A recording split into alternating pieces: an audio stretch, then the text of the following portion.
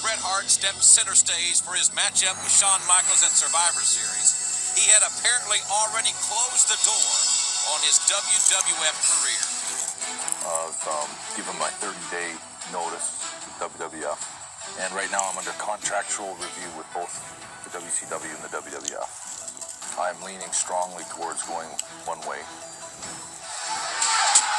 In the end, his actions spoke volumes.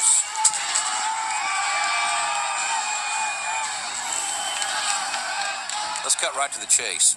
7 days ago at the Survivor Series, did you or did you not screw Bret Hart?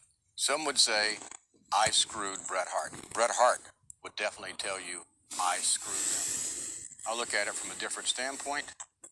I look at it from the standpoint of the referee did not screw Bret Hart. Shawn Michaels certainly did not screw Bret Hart. Nor did Vince McMahon screw Bret Hart. I truly believe that Bret Hart screwed Bret Hart.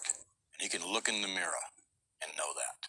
I'm sure in some parts of the country right now there's a collective groan that you're not accepting responsibility, that you orchestrated the situation, and the fact that people are not going to understand what you mean by Bret Hart screwed Bret Hart. So what do you mean by that? Well, I will certainly take responsibility for any decision I've ever made. I've never had a problem doing that. Not that all of my decisions are accurate. They're not. But when I make a bad decision, I'm not above saying I'm sorry and trying to do the best about it that I can. Hopefully the batting average is pretty good. I make more good decisions than I do bad decisions. And as far as screwing Bret Hart is concerned, there's a time-honored tradition in the wrestling business. If someone is leaving, they show the right amount of respect to the WWF superstars in this case, who helped make you that superstar. You show the proper respect to the organization that helped you become who you are today. It's a time-honored tradition, and Bret Hart didn't want to honor that tradition. And that's something I would have never, ever expected from Bret, because he is known somewhat as a traditionalist in this business. It would have never crossed my mind that Bret would not have wanted to show the right amount of respect to the superstars who helped make him and the organization who helped make him what he is today. Nonetheless, that was Bret's decision. Bret screwed Bret. Some folks along the internet know that in 1996, Bret signed a 20-year contract with the WWF. Then I'm sure there are some at home now. Some folks are saying, well, how could Bret Hart be, he's got 18 years left on the contract. How can he leave? Did Bret Hart ask you to leave the WWF, or did you ask him to leave the WWF?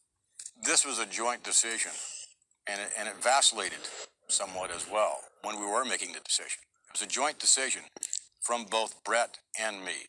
And ultimately what happened was the two of us got together and orchestrated the opportunity for Ted Turner's wrestling organization to, quote, steal Bret.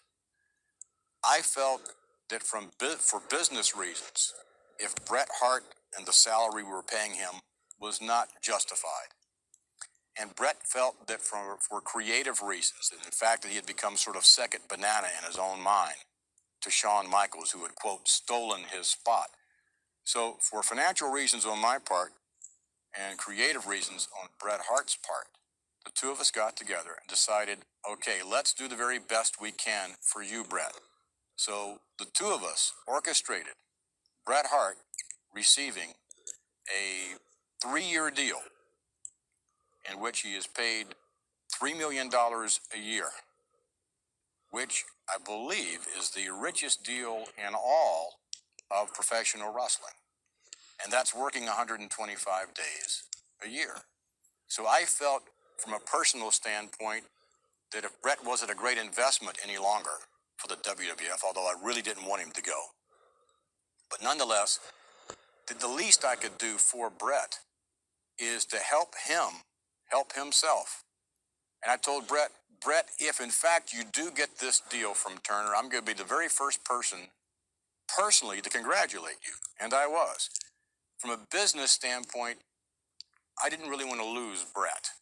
He wasn't paying off from a financial standpoint, but nonetheless, I really didn't want to lose Bret.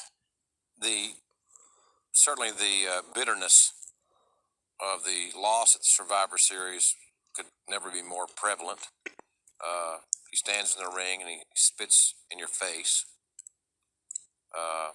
Shortly thereafter, he is destroying WWF television equipment. Were you prepared for what happened after the match? I was disappointed in Brett when he hit me.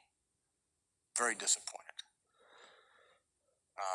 I sustained a concussion as a result of it, with vision problems to this day. I'll get over it. And I didn't think it was the right thing to do. Brett seems to be crowing about that, that I've read, where, he feels proud of striking me. And it wasn't a question of a confrontation, because even at 52 years old, I dare say that perhaps things would have been a little different if there were a confrontation. I allowed Brett to strike me. I had hoped that he wouldn't. I'd hoped that we could sit down and try and work things out as gentlemen. That's what I'd really hoped for, but that's not what happened. Have you considered pressing charges or pursuing legal remedies for that situation in his locker room? I have considered it. I think those options are still available. I'm not pursuing it at the moment. I guess maybe it all depends on Brett as to whether or not I do.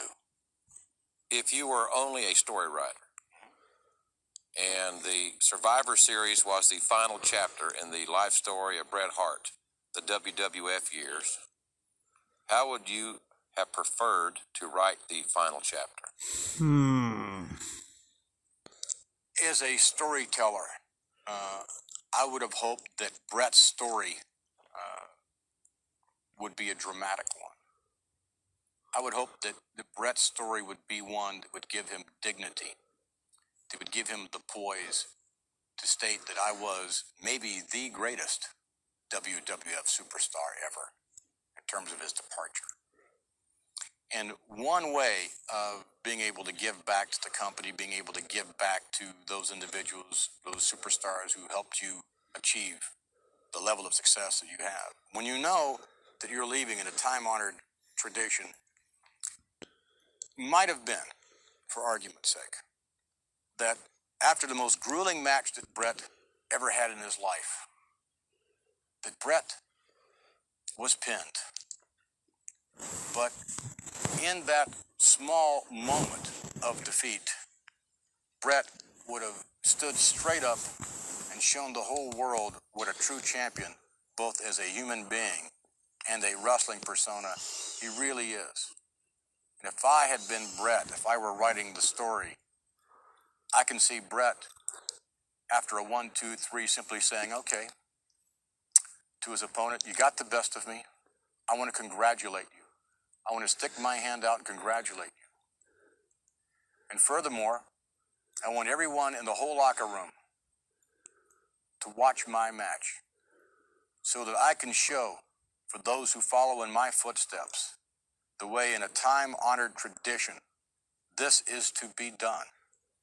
To show every individual, every secretary, everyone in Titan Sports, the World Wrestling Federation, who counts on me to do the right thing, that I was there, that I was a superstar, maybe the greatest of ever, and I went out the way a true champion would go out.